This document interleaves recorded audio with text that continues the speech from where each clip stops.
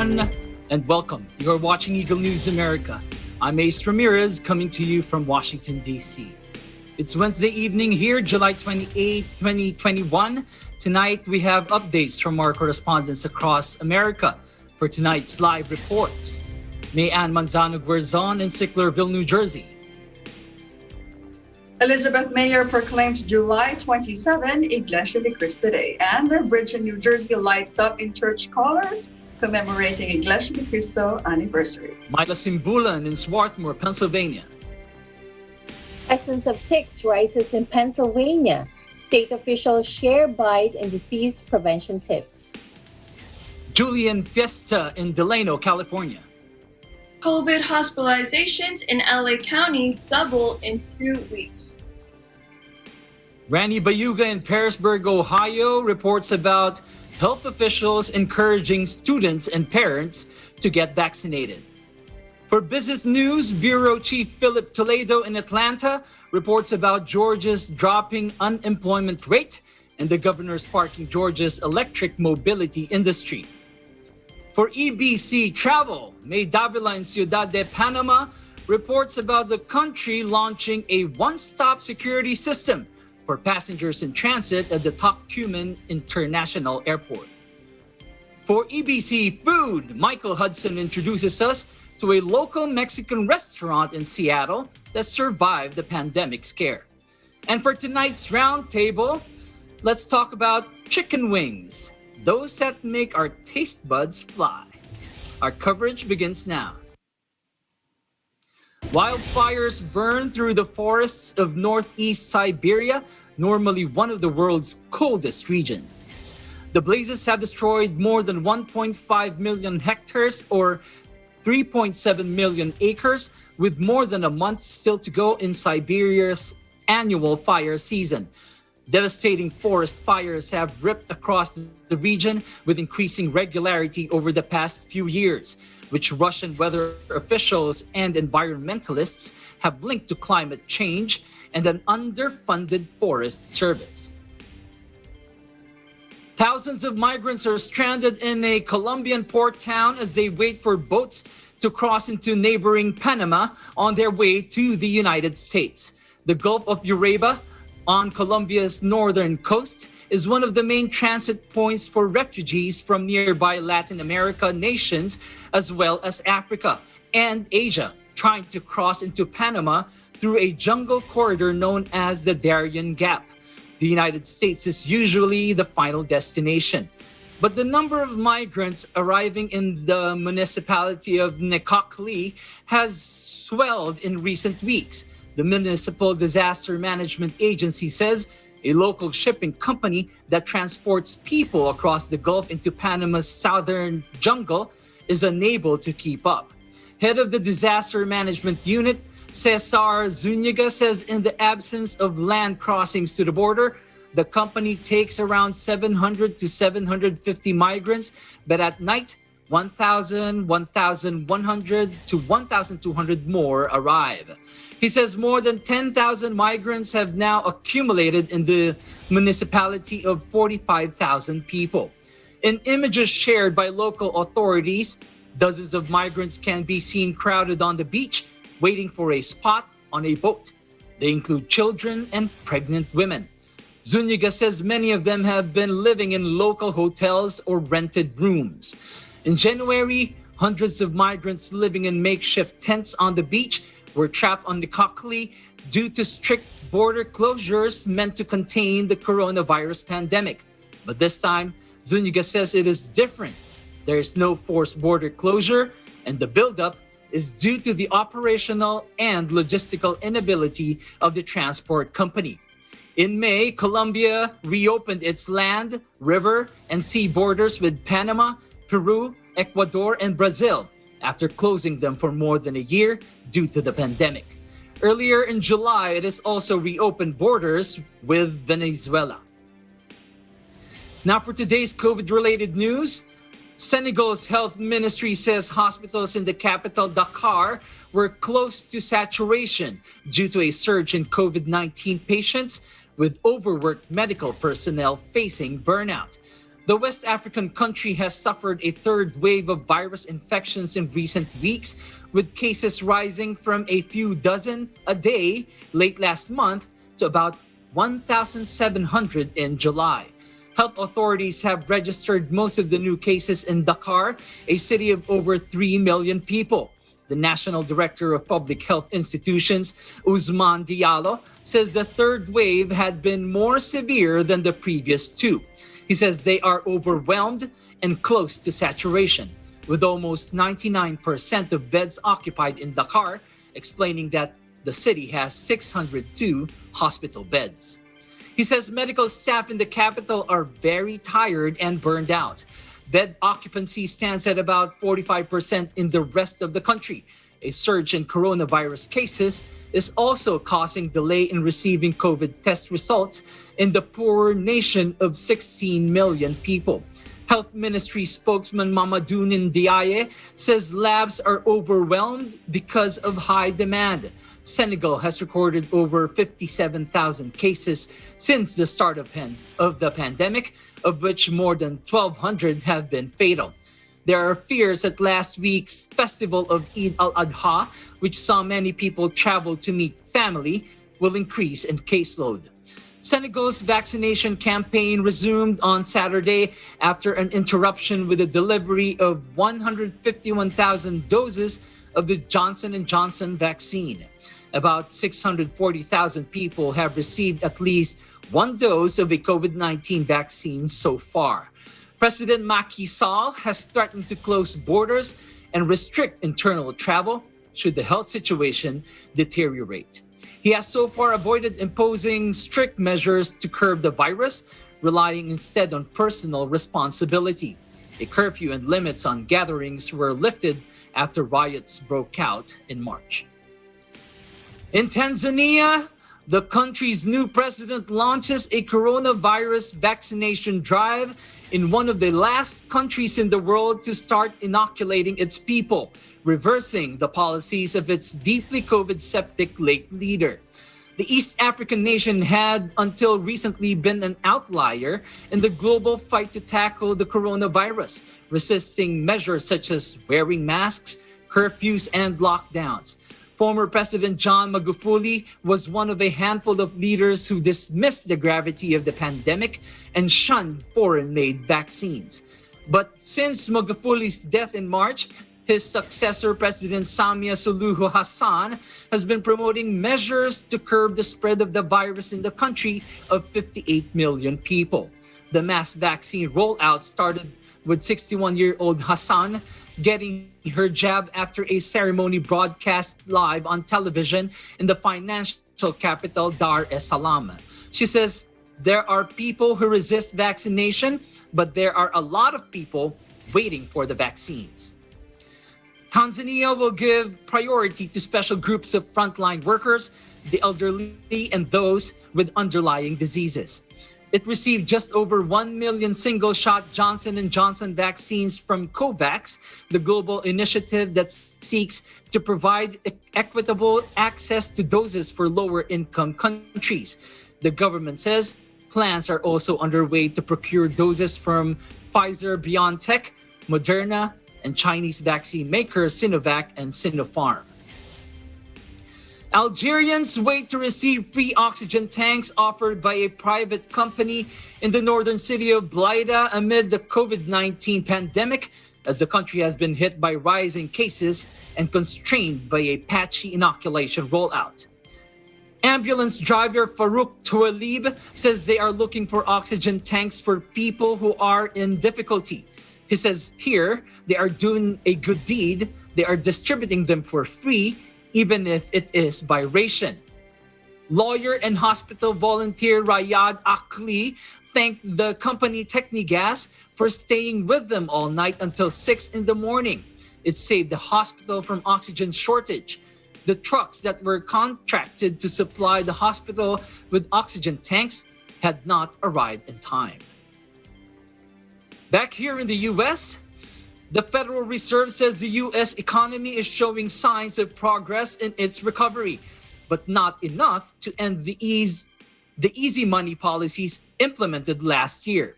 Following its two-day meeting, the Fed's policy-setting Federal Open Market Committee, or FOMC, announces that widespread vaccinations have helped boost business activity and employment, though the sectors hardest hit by the COVID-19 pandemic have shown improvement but have not fully recovered. Indicators of economic activity and employment have continued to strengthen, and real GDP this year appears to be on track to post its fastest rate of increase in decades. Much of this rapid growth reflects the continued bounce back in activity from depressed levels.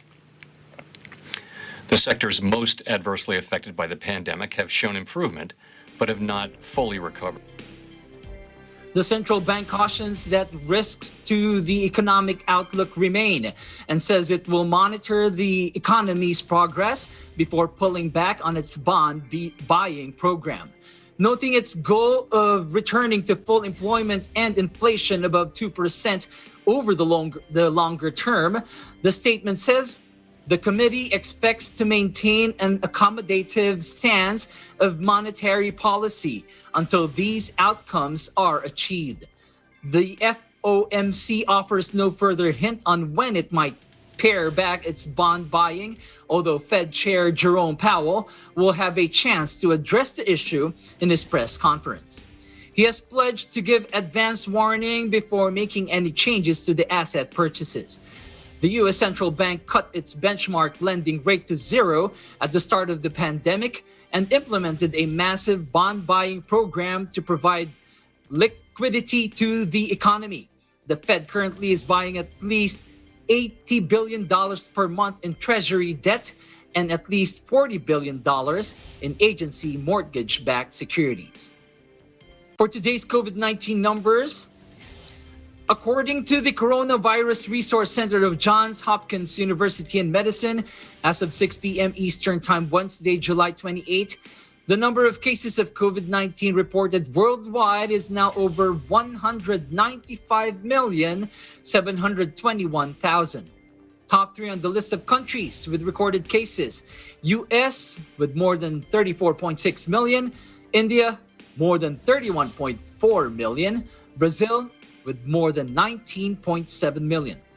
This virus has now claimed more than 4,182,000 lives worldwide. Top 3 countries with the most number of COVID-19 related deaths are US with over 611,000, Brazil has over 551,000, India over 422,000. Total vaccine doses administered worldwide are now at 3,976,674,000. Up next, updates from New Jersey and Pennsylvania. Eagle News America will return in a moment. Stay with us.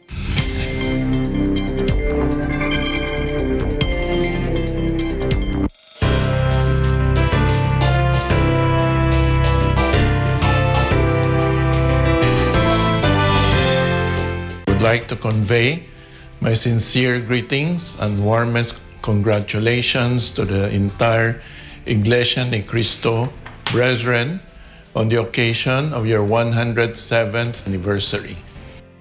I also extend my best wishes for the good health and continued success of Executive Minister Brother Eduardo V. Manalo and the leaders of the Iglesia Ni Cristo.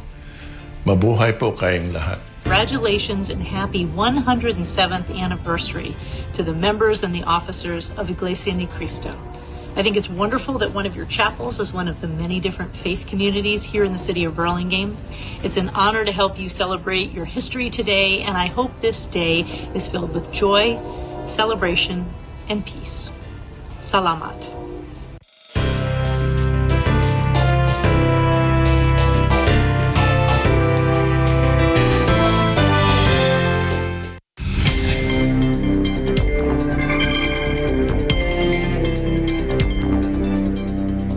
Welcome back. You're watching Eagle News America. In Elizabeth, New Jersey, Mayor Chris Ballwidge has proclaimed July 27 as Iglesia Ni Cristo Day in celebration of the Church of Christ's 107th anniversary. Mayor Ballwidge commends the church for its contributions, achievements, and continued efforts throughout the city of Elizabeth.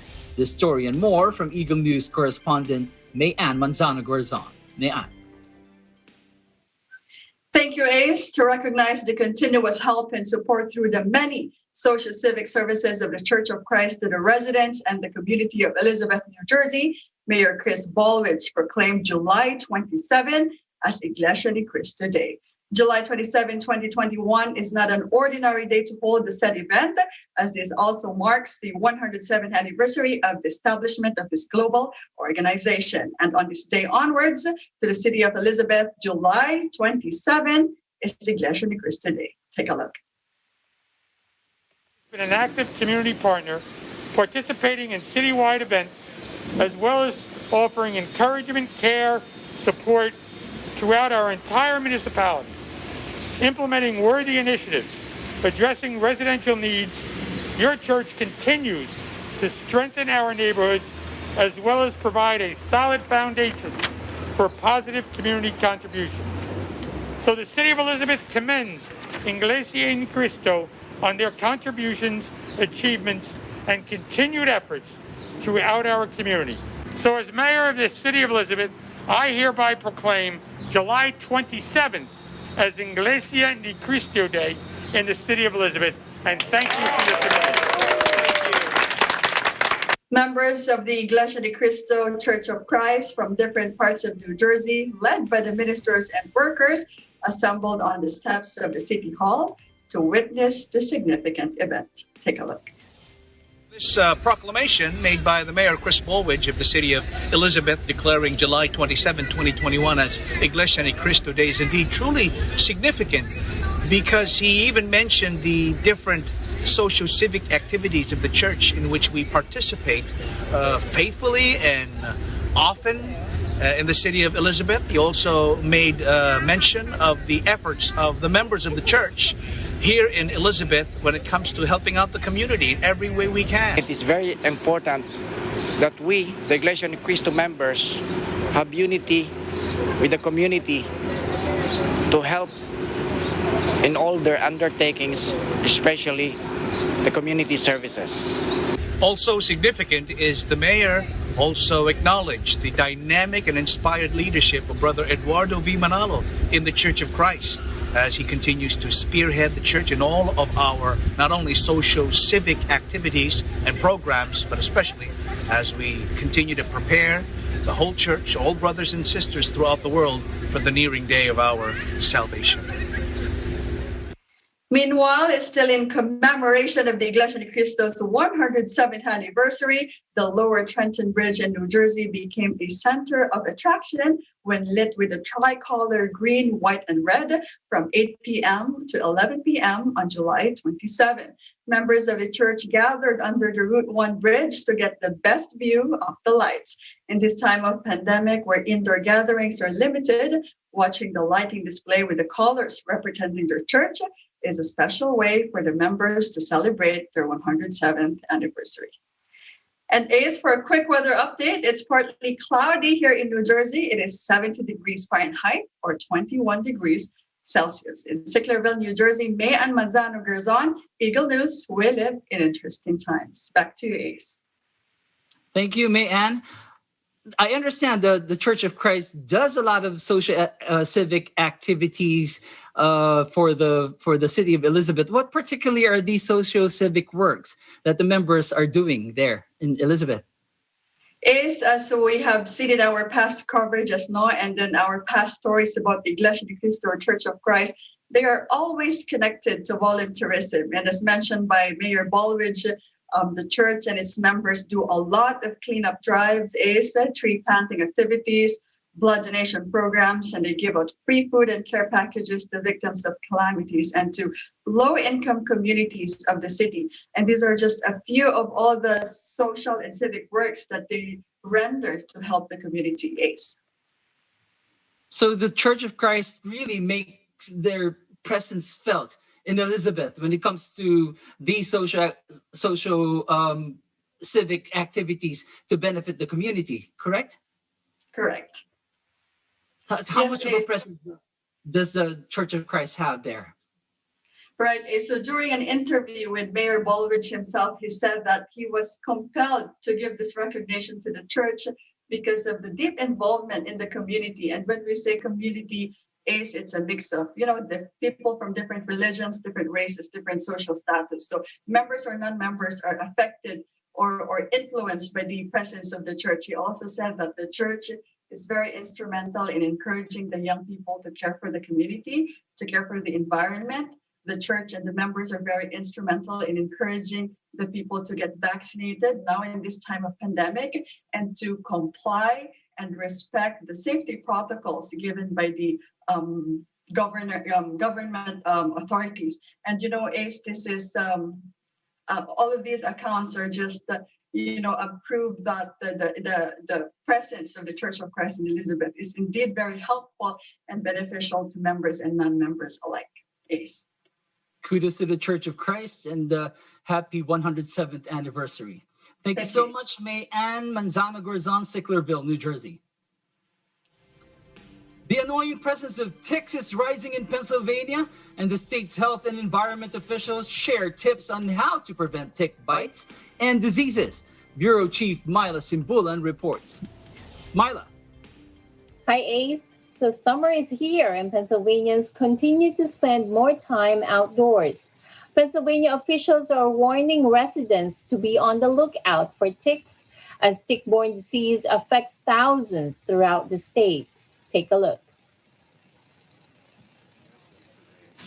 As the weather gets warmer, we know that ticks are more active, and especially at the end of the spring into summer, that's when we have more tick bites.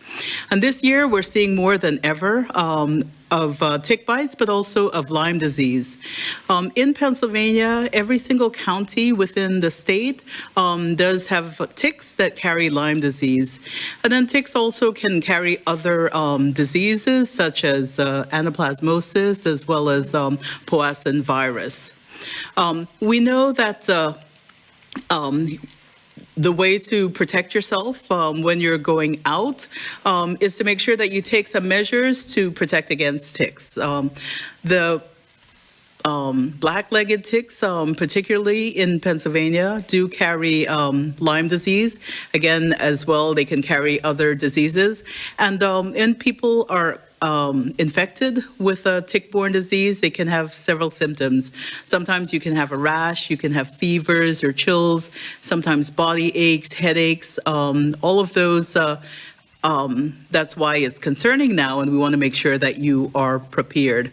This year, the tick population is expected to surge due to a mild winter and early spring, as well as abundant rainfall.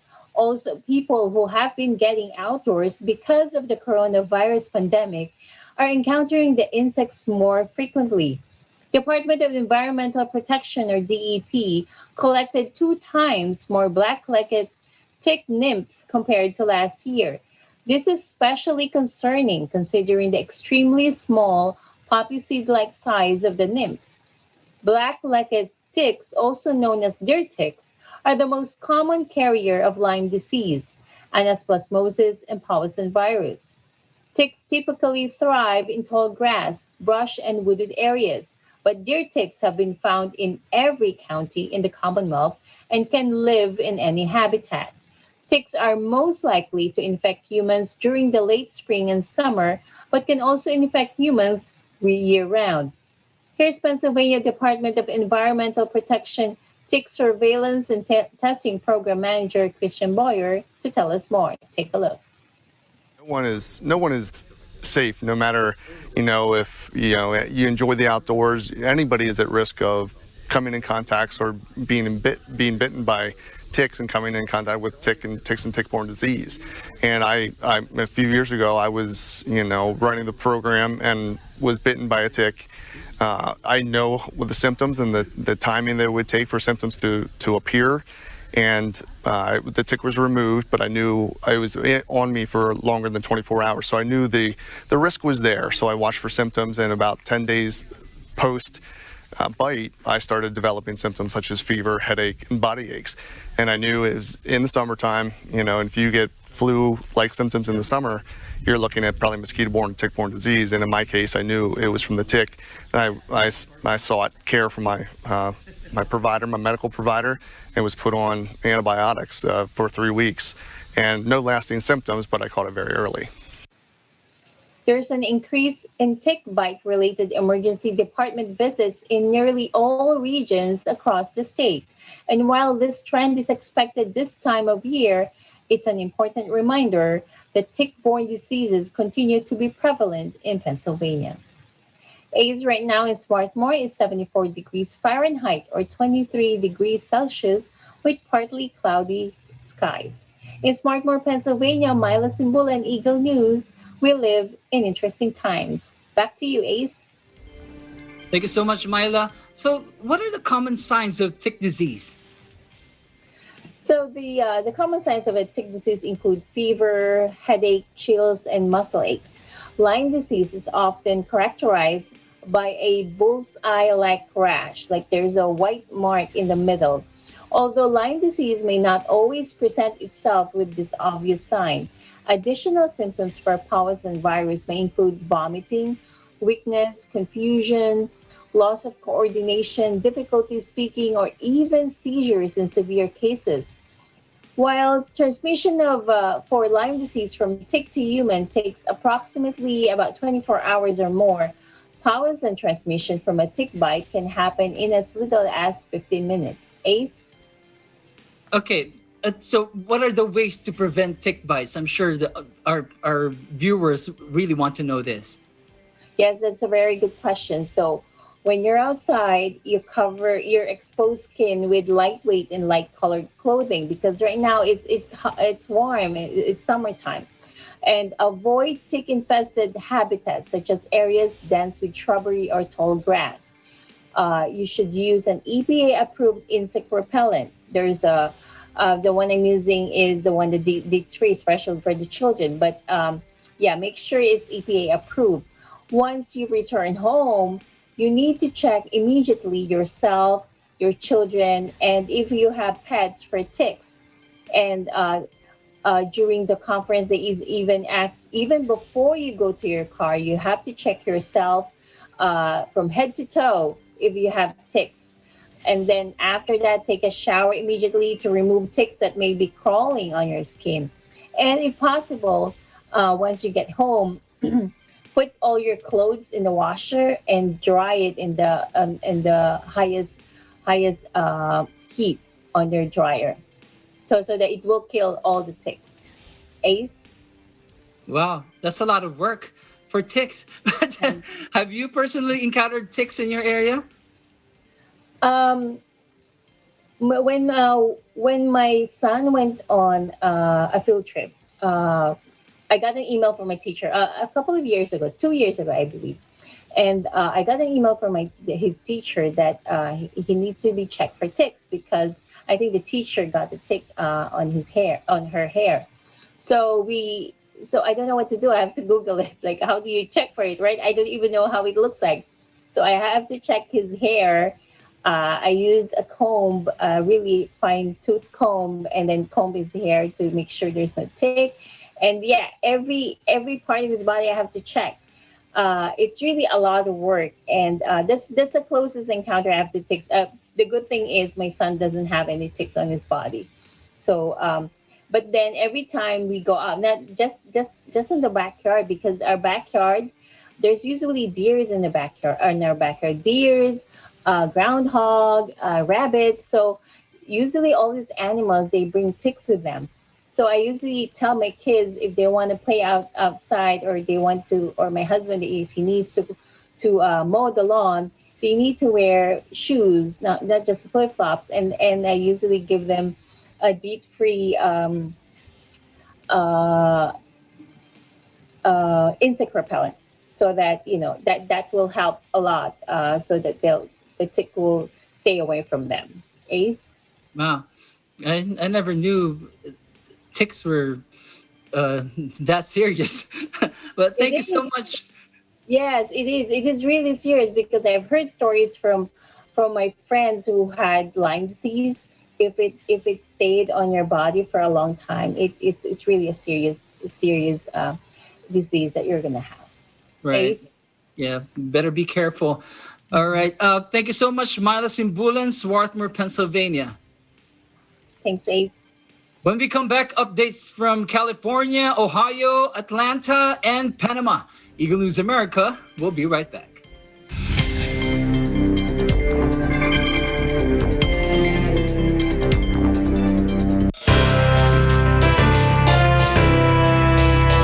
I'm very happy and honored to have this opportunity to congratulate you, all the members in 158 countries, and also Brother Eduardo V. Manalo for your success and contribution to the community you served.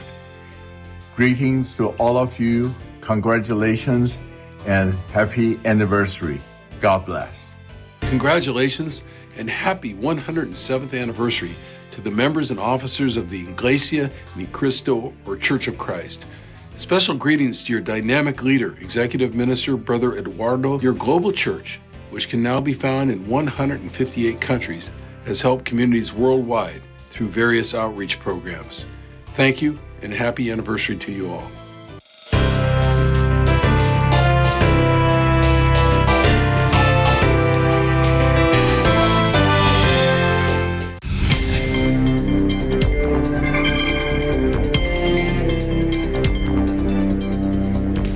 Welcome back. You're watching Eagle News America.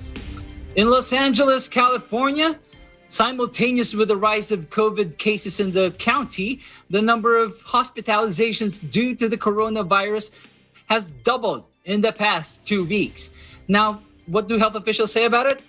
Eagle News correspondent Julian Fiesta joins us tonight. Julian. Thank you, Ace. As seen in COVID-19 numbers released daily by the Los Angeles Department of Public Health, COVID-19 hospitalizations more than doubles in a span of 2 weeks in the county. On Tuesday, July 13, public health officials recorded 1,103 new COVID-19 cases, 12 new deaths, and 376 current hospitalizations. Yesterday, on Tuesday, July 27, there were 2,067 new COVID-19 cases, 15 new deaths, and 825 current hospitalizations. Public health officials note that the doubling of COVID-19 hospitalizations and rising numbers in cases are greatly due to the infectious Delta variant circulating in the county, as well as low rates of vaccinations in specific areas of Los Angeles and increased interactions amongst residents not wearing face coverings. Although hospitalizations have increased with rising new cases, public health officials are optimistic that the county will not experience the extremely large surges in numbers that occurred last December due to the availability and accessibility of COVID-19 vaccinations. Barbara Ferrer, the LA Public Health Director, states, "While it is critically important to pay attention to the rapid acceleration of cases we are currently seeing, most of which are a consequence of infection with the highly transmissible Delta variant, we should also note that this pandemic is now not behaving the same way that it was in the month before vaccines were widely available. During the winter surge last year, when case rates were increasing 4- or 5-fold over the course of a month, we saw hospitalizations multiplying in direct proportion to case rates. Today, even though our case rates have increased by up to 9 times, hospitalization rates are at most doubling. Having half of our county population vaccinated is largely responsible for this positive trend. It's because of the differences in trends that we are hopeful our hospitals and healthcare providers will not suffer the same strain they endured last winter."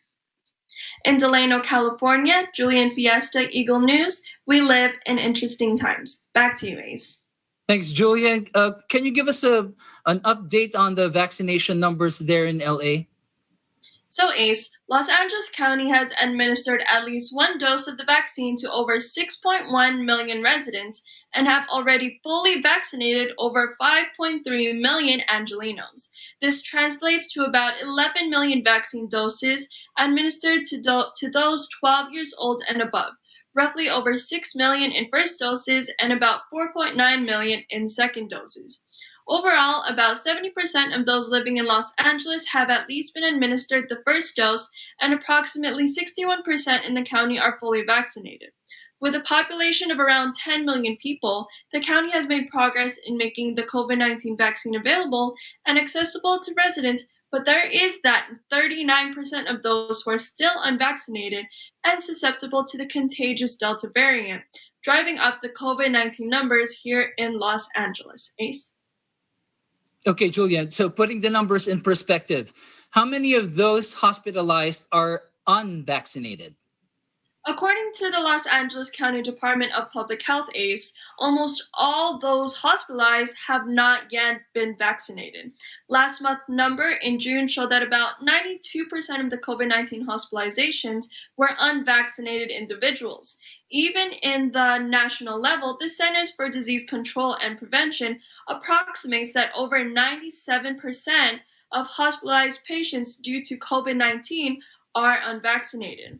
Public health officials do note that vaccinated people can still be infected with the coronavirus and easily transmissible Delta variant, but the likelihood of being hospitalized because of this remains very low as a result of the protection of being fully vaccinated. Ace? Thank you so much for the updates, Julian Fiesta, Delano, California. Thanks, Ace. News from Ohio. State health officials are imploring students and parents to get that COVID jab as schools prepare for classes this fall. Eagle News correspondent Randy Bayuga reports. Thank you, Ace. Dr. Bruce Vanderhoff recommends that school staff and eligible students should get their vaccinations. Recently, both the CDC and the American Academy of Pediatrics have shared recommendations for the coming school year. We've closely reviewed these recommendations and sought input from a wide variety of experts. As students prepare to head back to school, we are building upon the layered prevention strategies that were remarkably effective at controlling COVID-19 last school year, along with the addition of encouraging COVID vaccines that are now available and authorized for those who are 12 or older. And of course, that began this May. Our guidance focuses on 3 layers of protection. First, we strongly recommend vaccinations for staff and eligible students. Secondly, we strongly recommend those who are unvaccinated consistently wear masks, which have proven a very effective tool for reducing the spread of the virus. And third, additional measures, including improving ventilation, maximizing distance between people, good hand sanitation, and others. Last year, consistent implementation of core prevention measures helped limit the spread of COVID-19 in the classroom. Continuing to follow these recommendations will help protect students as we approach the fall. Dr. Amy Edwards recommends for eligible children to take the vaccine as well. Could you comment on which is worse, the risk of getting COVID-19 or the potential side effects or risk from these vaccines with MIS-C in mind? Sure, that's a really great question. And I have treated kids with MIS-C, and I will tell you, it's scary. I will never forget our first patients that rolled in last spring with MIS-C, and just this overwhelming feeling of, I have no idea what I'm doing. But it's become very clear that most kids with MIS-C are very, very sick. The majority of them end up in the ICU. Many of them end up on breathing machines. And in order to treat them, to save them, we have to treat them with just massively high doses of steroids, and massive high doses of immune suppressive drugs to get the inflammation under control, to get the kids healthy again. And we have no idea what the long-term complications of that might be. And if you look at the rates of MIS-C in kids, again, we're talking somewhere in the about 0.5% to 1%, about 1% of kids who get COVID will go on to have MIS-C. That's a huge amount of children. I know it doesn't sound like a lot. 1% is a very small number, but when you're talking about healthy kids running around and then boom, they're in the ICU on a ventilator, it's scary. And so for sure, no doubt about it, the risks from the vaccine are way exceeded by the risks of MIS-C, for sure. Dr. Bruce Vanderhoff and Dr. Amy Edwards also answer questions about concerns about the vaccine being new and the technology used to develop it is also new. Dr. Edwards, parents are, of course, concerned about the safety and well-being of their children. And the thought of a new vaccine really can seem intimidating. What message do you have for parents as they decide whether they should choose to protect their child from COVID-19 with a vaccine? That's a really great question. And I think what I would say and what I have been saying, because I've answered this question quite a lot up here in Cleveland already, is that yes, it's a new vaccine, but as you've already pointed out, vaccines aren't new. We've been doing vaccines for a very long time. And even though it sounds scary to say, oh, this is a new type of vaccine with this mRNA technology is not new. It's been around for ages. And there's really nothing different about the immune response to an mRNA vaccine than it is to any other vaccine, whether it's an adjuvant vaccine or a killed virus or a weakened virus vaccine. They all do the same thing, which is to activate those B cells and T cells to make us immune to future infection. And so in that sense, it's really not new. It's very old.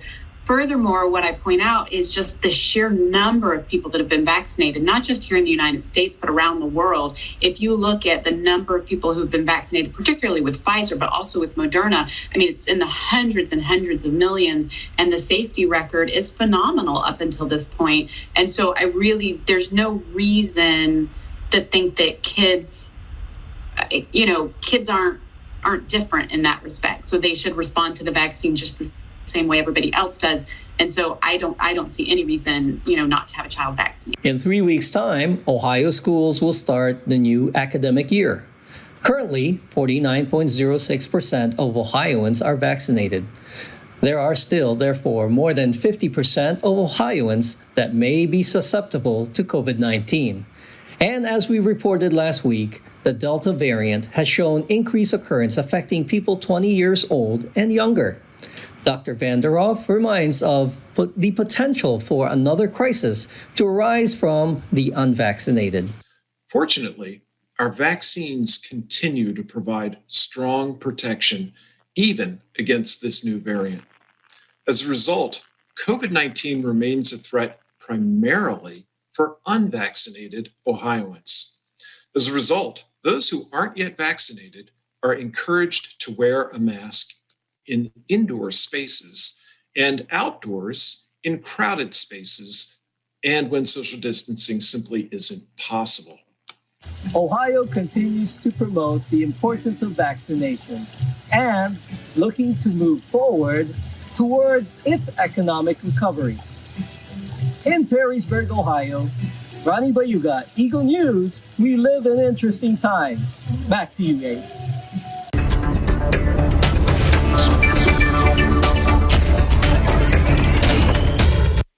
For tonight's business news, in Georgia, unemployment rate is dropping, plus Governor Kemp sparks the state's electric mobility industry.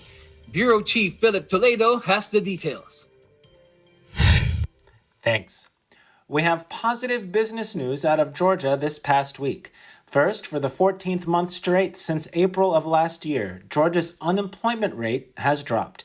From 4.1% in May, the June results show an unemployment rate of 4.0% compared to the national average of 5.9%.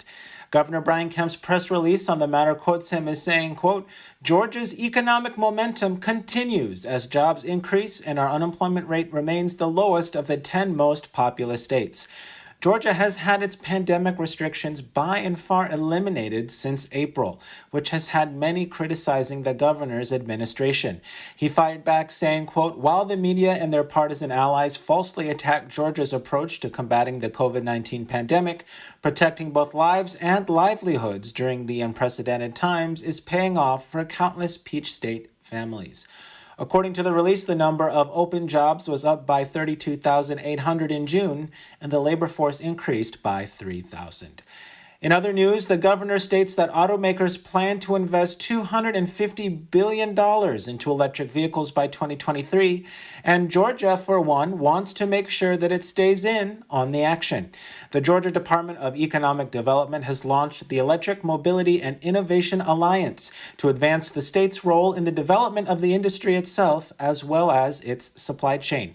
Several industry players now have a presence here in Georgia, from SK Innovation and their multi-billion-dollar electric vehicle battery facility to many other international companies that make components for batteries or electric vehicles. In fact, a Georgia-made school bus manufacturer, Bluebird, recently celebrated its 500th delivery or sale of its all-electric bus. The Georgia Department of Economic Development Commissioner Pat Wilson said, quote, "Expanding on Georgia's growing e-mobility ecosystem, the Electric Mobility and Innovation Alliance will give Georgia a greater, more comprehensive strategy for the wave of electrification we are seeing across the industry sectors." In Atlanta, Georgia, Philip Toledo, Eagle News. We live in interesting times. Back to you.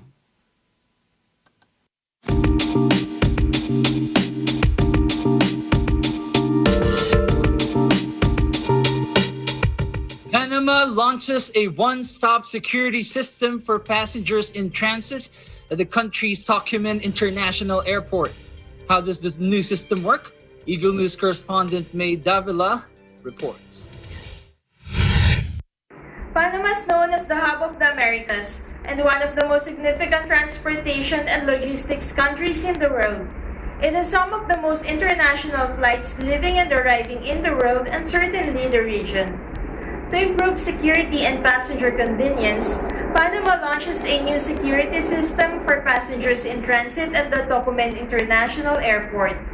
It is called One-Stop Security. One-Stop Security allows a traveler in transit through Tocumen who has been checked at the terminal where he boarded the plane and who belongs to the countries with which Panama has agreements will not need to be scanned again when connecting with another flight in Panama. In a statement, One-Stop Security says in the event an airport does not comply with the security standards established in Tocumen, passengers from said terminal will be subjected to a second review. This measure seeks to optimize processing times, maintain a controlled regional system, promote cooperation between states, help save resources, improve passenger service, help make the transshipment process easier for travelers with charter connections, plus fewer connections and less luggage are lost at the destination, and increases the operational efficiency of airports and airlines, including fewer delays. General Director of Civil Aeronautics of Panama, Gustavo Perez, assures that the states that maintain air services with Panama are previously inspected, for which they are sent to air security officials who will be in charge of validating that the terminal comply with the security agreements. He says the renewal or not of the agreements for 2 years depending on these results. Otherwise, the passengers are reviewed upon arrival in the country. Panama began the application of this system in the Terminal 2 of the Tocumen International Airport and is a pioneer in the region. In Ciudad de Panama, May Davila, Eagle News. We live in interesting times. Back to you, Ace. Up next, EBC Food and tonight's roundtable about National Chicken Wing Day. Eagle News America will return shortly.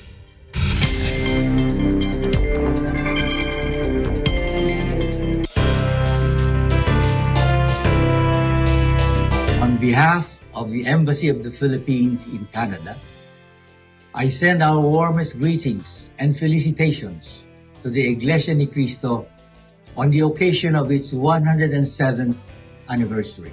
They have continued to engage in much-needed initiatives to support and uplift the vulnerable and the disadvantaged around them. Indeed, in these trying times, every helping hand makes a difference in a person's life. Once again, my personal congratulations to Brother Eduardo V. Manalo and to the entire Iglesia Ni Cristo. Hello sa lahat ng mga members ng Iglesia Ni Cristo sa buong mundo. Binabati ko kayo ng happy 107th anniversary. Thanks for all you do to the community and continue to be a partner in nation building.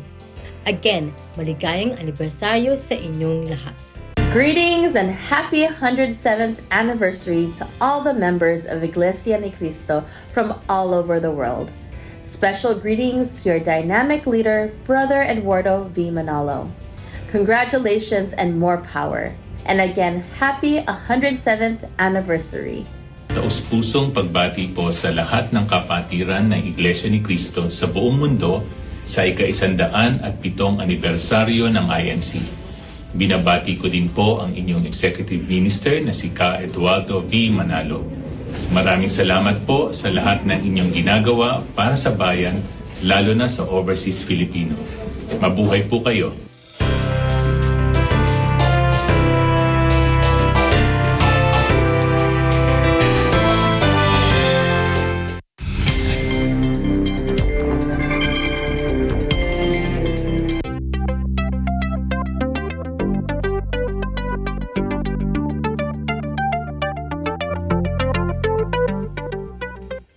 Welcome back. This is Eagle News America. Tonight, Eagle News correspondent Michael Hudson introduces us to Birria Tijuana, a local Mexican restaurant in Seattle, Washington. We will get to know restaurateur Freddy Zavala as he shares with us how his business endured the impact of COVID-19. Let's take a look. Hey everybody, Michael here. I'm here at one of the most popular Mexican restaurants here in Washington State called Birria Tijuana. Let's go check it out.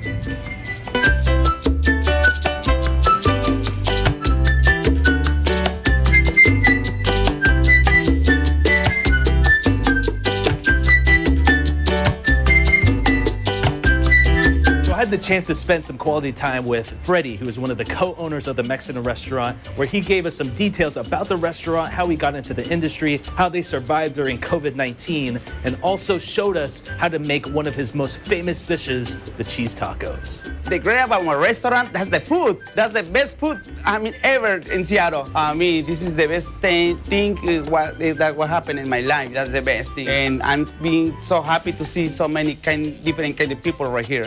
I also had the chance to talk to Freddy about the COVID-19 situation at his restaurant and how they were able to persevere through the tough times. Well, my experience is, you have to be prepared for everything because you don't know what's going to happen next. So you have to be prepared, to think in the future. Yeah, I was scared about, about the people that's getting sick. Yeah, we had always open, only check out.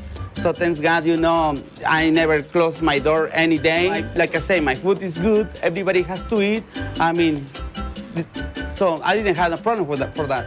Well, I have one more restaurant in Everett, another one in Lakewood, and I'm going to open more. Lastly, Freddy made us his iconic Mexican dish, the cheese tacos, as well as the consommé for us to try. The consommé means, that's the soup where I cook a lot of beef, like for 3 to 4 hours, so all the flavors is in there, in the soup and the consommé. All right, the moment we've all been waiting for to try this sucker out. So this is the cheese taco. Man, pretty heavy. Smells delicious. Let's give it a bite. Oh man. Perfect. I mean, it has a lot of cheese, but it's not soggy at all. The shell is pretty hard, and it's so flavorful. If you guys are in the area, definitely check these out. Reporting from Seattle, Michael Hudson, Eagle News. We live in interesting times.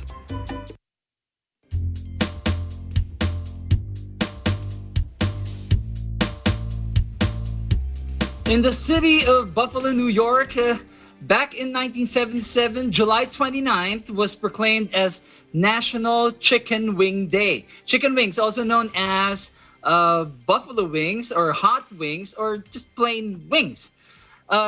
Chicken wings are made of wingette or the drumette. These are parts of the wings. I never really knew these were what they were called, but I can imagine the drumette is the part of the wing. It looks like a drumstick, but it's really small. They're seasoned, fried, baked, or broiled, or barbecue. However you want it, it's best with a dipping sauce. Let's ask our team members, what's your favorite chicken wing? Let's start with Myla. Myla, any favorite chicken wings around your area? So my favorite is the one where it's really crispy. I like my chicken wings crispy, and I don't want the sauce on the chicken. I want it on the side. That's why I want to dip it on the side. So let's say it's a barbecue sauce, honey barbecue. I just dip it because I wanted to feel and I wanted to taste the crunchiness of the chicken wings. Yes. Honey barbecue. Nothing spicy, huh? Nothing spicy. Yeah, well, no. I eat buffalo chicken wings, but yes.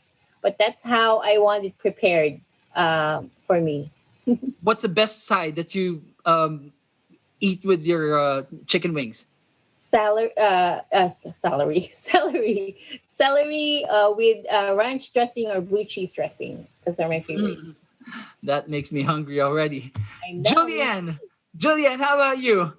Your favorite chicken wing spot in Delano? So we have a really good place around here, and they make what's called peanut butter wings. So the chicken wings are made with peanut butter. I think they're mostly just a type of Thai wing, but they call it peanut butter wings. So when I say they're peanut butter, everybody I tell, they're just like, ew, you like peanut butter on your chicken? And just try it. Just try it. Your mind will be blown. It's amazing every time. And they always change their opinions every single time because they're that amazing. Oh, that's the first time I heard about the peanut butter wings. What kind of sauce? Don't tell me it's peanut butter sauce. So the sauce, it's made with peanut butter. It's not just peanut butter. That's a little weird. There's other things in it, and especially in Thai food, they make a lot of stuff with peanut butter, and it's so good every single time. People change their opinions. It's so good. I want to try it now. Best side to go with it. The best side, I really like garlic fries with it. The garlic fries are super, super good. When they're full of cheese and garlic, it's just the best side to go with it. Wow. Myla, would you try the peanut butter wings? No, I was thinking about satay chicken. That's probably, where you dip the satay chicken on peanut dipping sauce. It's probably not peanut butter. It has peanut butter on it, but it's other spices that goes along with it. Yeah. Mm-hmm. So I'm gonna try it. I'm gonna try it because I love satay chicken. Yes. Now I'm thinking about chicken kare kare because of the peanut butter sauce. Oddly enough, there's a lot of stuff that's made with peanut butter, like with spring rolls, the dipping sauce. A lot of times there's peanut butter in it. That's right. But it's great. Yeah. Oh, it's just a lot of kids here. A lot of people have allergies to peanut butter, so just be careful with that. Do you ever cook your own wings? Fry your own wings? Air fryer? Very bad at cooking, so I have not. I bet Myla does. Yes, but I usually for chicken wings, I just get the frozen ones and then put it in air fryer, and it's good. It's good, especially now, especially just during this pandemic. Lunchtime is always what are we gonna eat for lunch, especially the kids. So yeah, there's a fast way of getting the chicken wings. I bet. But Julianne, if ever we're in your area, direct us to that spot where they serve peanut butter wings. Yeah, definitely. I'll send it to you guys. I'll send you the reviews. All right. Well, thanks so much for sharing, guys. That is today's Eagle News America. I'm Ace Ramirez. Thank you for joining us. We live in interesting times.